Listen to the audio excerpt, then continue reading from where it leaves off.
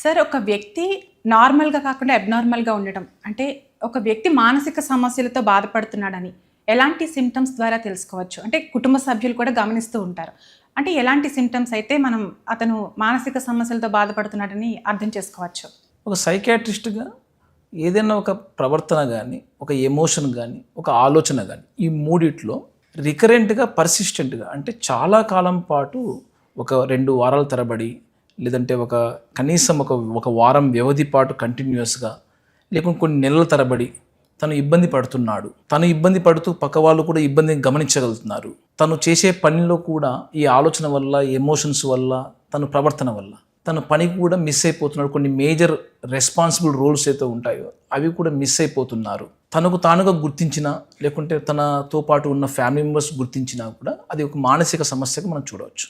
దీంట్లో డిప్రెషను అంటే వారాల తరబడి, ఒక 2 వారాల పైబడి కంటిన్యూస్గా టెన్షన్ కానీ, డల్నెస్ కానీ, లేకుంటే ఇంకాస్త ఒక రకంగా డౌన్ ఫీలింగ్లో సఫర్ అవుతున్నారు అన్నప్పుడు దీన్ని మనకు డిప్రెషన్ లక్షణాలు గమనించవచ్చు.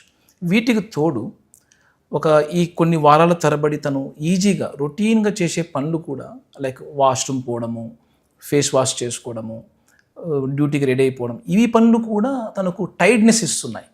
అంటే అలసిపోయినట్టు అనిపిస్తుంది. కొద్ది పని చేసినా ఎగ్జాస్ట్ అయిపోతున్నాను. 2-3 పనులు వచ్చిన వెంటనే రొటీన్ చేసే పనులే, బట్ ఇప్పుడు ఎగ్జాస్ట్ అయిపోతున్నా. ఇలాంటి లక్షణాలు ఉన్నా. ఇంకా చెప్పాలంటే గతంలో నీకు ఇదే కొన్ని హాబీస్ ఏవైతే ఉంటాయో మంచి ఎంజాయ్ చేస్తూ ఒక ప్లెజర్ ఫీల్ అవుతూ పిల్లలతో కిడ్స్ స్పెండ్ చేస్తున్నప్పుడు ప్లెజర్ అవుతున్నాను, యాక్టివ్గా ఉండేవారు. న్యూస్ పేపర్ చదువుతున్నా రిలీఫ్ అనిపించేది, బాగా చదవగలిగేవాడిని.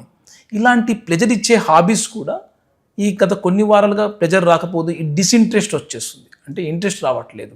ఎందుకు ప్లెజర్ రావట్లేదు? ఆ ప్లెజర్ రాకపోవడానికి కారణం ఏంటి? మన మూడ్, ఆ డిప్రెషన్ మూడ్. ఇలాంటి లక్షణాలతో ఉన్నప్పుడు కాన్సన్ట్రేషను డిఫికల్ట్ అయిపోవడం, తర్వాత ఆలోచనలు మెల్లమెల్లగా నెగిటివ్ సైడ్ వెళ్ళిపోవడం. ఎలాంటిదంటే గతంలో చిన్నపాటి డిస్కషన్ జరిగినా కూడా వాటిని నెగిటివ్గా అర్థాలు తీసుకోవడం, లేకుంటే జరుగుతున్న పరిస్థితులు నెగిటివ్గా నా ఫ్యూచర్ దీనివల్ల అంధకారం అవుతుందేమో, సరిగ్గా నేను వర్కౌట్ చేస్తానో లేదో, కంప్లీట్ చేస్తానో లేదో, ఇలాంటి నెగిటివ్ థాట్స్ రావడము, హెల్ప్లెస్నెస్గా ఫీల్ అయిపోవడం, కొన్నిసార్లు అన్వర్తిగా ఫీల్ అయిపోతారు.